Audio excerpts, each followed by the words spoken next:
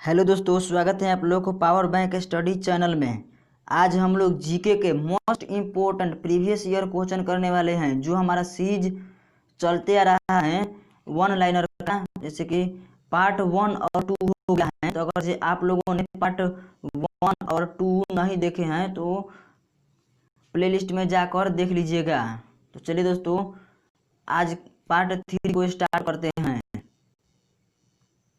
आज का पहला क्वेश्चन है, सांची के स्तूप को किसने बनवाया था? तो सांची के स्तूप को बनवाया था अशोक सम्राट ने। अशोक सम्राट ने सांची के स्तूप को बनवाए थे।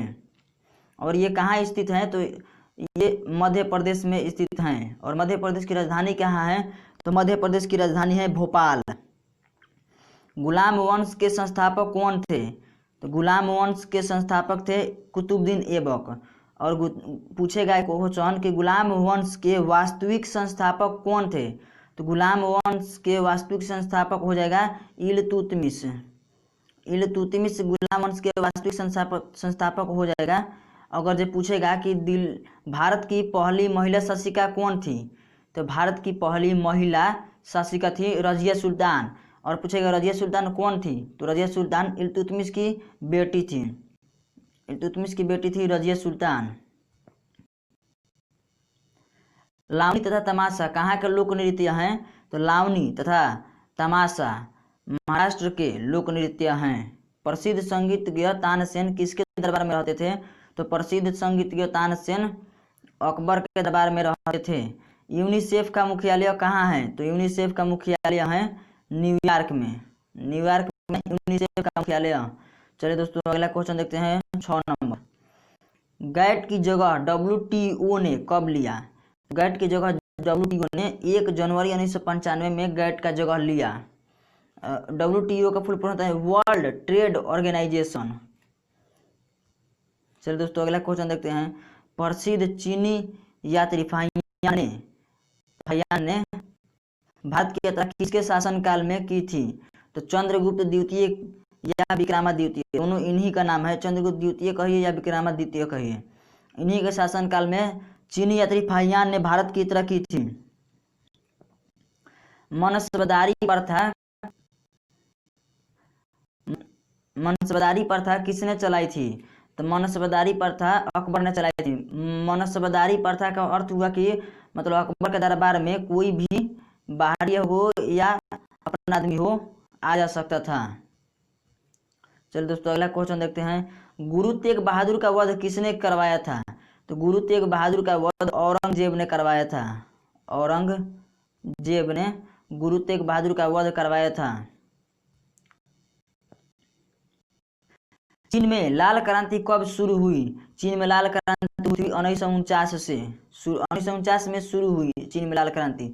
महात्मा गांधी ने करो या मरो का नारा कब दिया? महात्मा गांधी ने करो या मरो का नारा दिया था 1942 में। भारत छोड़ो आंदोलन के समय में यह नारा दिया था। नौसैनिक शक्ति के लिए कौन सा वंश प्रसिद्ध था? तो नौसैनिक शक्ति के लिए चोल वंश प्रसिद्ध था प्राचीन भारत में। 13 नंबर क्वेश्चन देखते हैं। विश्व का सबसे छोटा देश कौन सा है? तो विश्व का सबसे छोटा देश है वेटिकन सिटी। ईरान की मुद्रा का क्या नाम है? तो ईरान की मुद्रा का नाम है दिनार। चलिए दोस्तों, 15 नंबर क्वेश्चन देखते हैं। ध्वनि तरंगे नहीं गुजर सकती हैं। तो ध्वनि तरंगे नहीं गुजर सकती हैं निर्वात पर। ध्वनि तरंगे निर्वात से नहीं होकर नहीं गुजर सकती हैं। और ध्वनि तरंगों का वेग सबसे अधिक कहाँ होता है? तो इसका वेग सबसे अधिक होता है ठोस में, अर्थात स्टील में सबसे ज़्यादा इसका वेग अधिक होता है।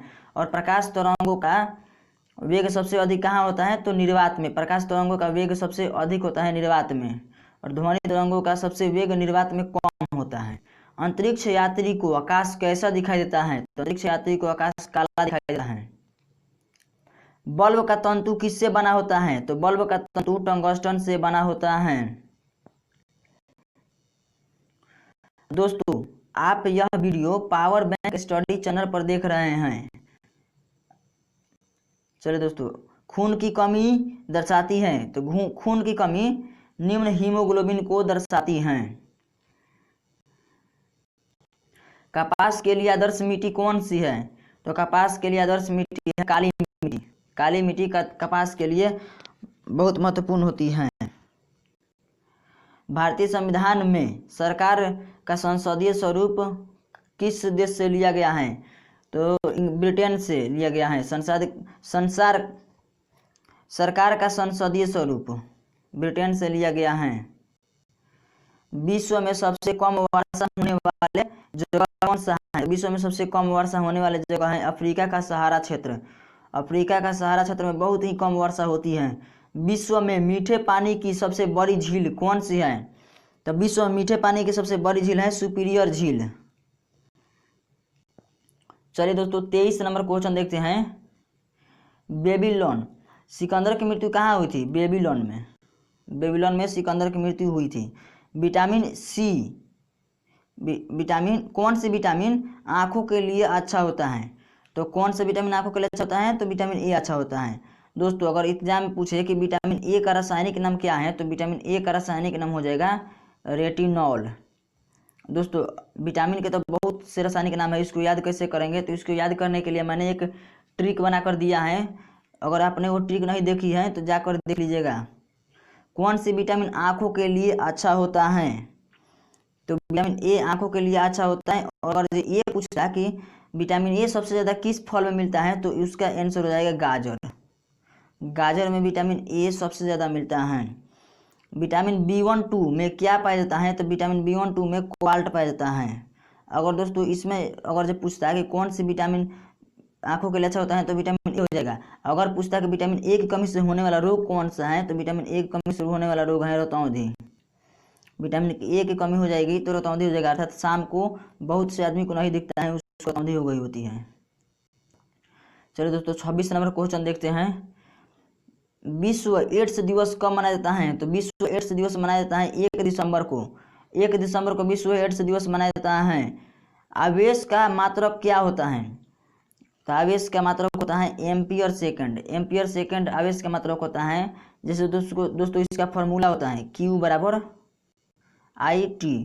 Q मतलब आवेश, I मतलब धारा और T मतलब समय। तो धारा का ऐसा ही मात्रक होता है एम्पियर।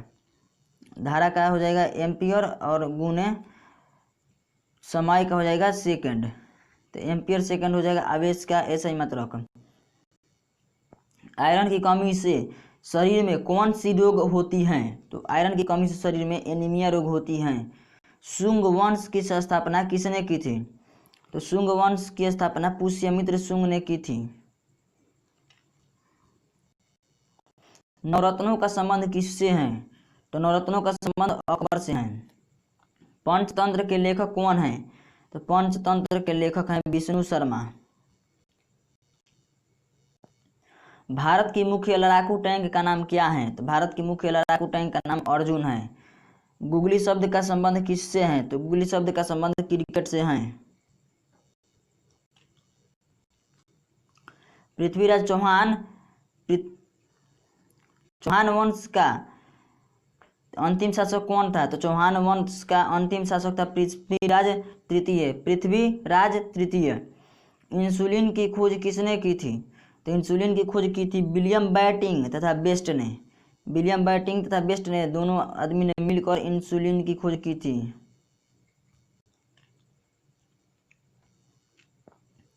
विश्व पर्यटन दिवस कब मनाया जाता है? तो विश्व पर्यटन दिवस मनाया जाता है 27 सितंबर को। 27 सितंबर को विश्व पर्यटन दिवस मनाया जाता है। नागालैंड की राजधानी कहाँ है? तो नागालैंड की राजधानी है कोहिमा। राष्ट्रगान को किसने लिखा है? तो राष्ट्रगान को लिखा है रविंद्रनाथ टैगोर ने। और राष्ट्रीय गीत को किसने लिखा है? तो राष्ट्रीय गीत को बंकिम चंद्र चटर्जी ने लिखे हैं। तो दोस्तों इसको मिला लीजिएगा, यहाँ पर गान रहेगा तो रविंद्रनाथ आएंगे और ये गीत रहेगा तो बंकिम चंद्र चटर्जी आएंगे। तो इसको दोस्तों ध्यान दीजिएगा। कांग्रेस की स्थापना कब हुई थी? तो कांग्रेस की स्थापना हुई थी 1800 यहाँ पर दोस्तों ऑप्शन में गलत दे दिया है, यहाँ पर आंसर हो जाएगा 1885 ईस्वी में कांग्रेस की स्थापना हुई थी। दोस्तों आप ये video power bank study channel पर देख रहे हैं। अगर आपको हमारा ये वीडियो पसंद आए तो हमारे चैनल को सब्सक्राइब कर लीजिएगा और वीडियो को लाइक कर दीजिएगा। और ऐसे ही जीके पाने के लिए बेल आइकन को दबा दीजिएगा। थैंक यू दोस्तों, वीडियो देखने के लिए धन्यवाद।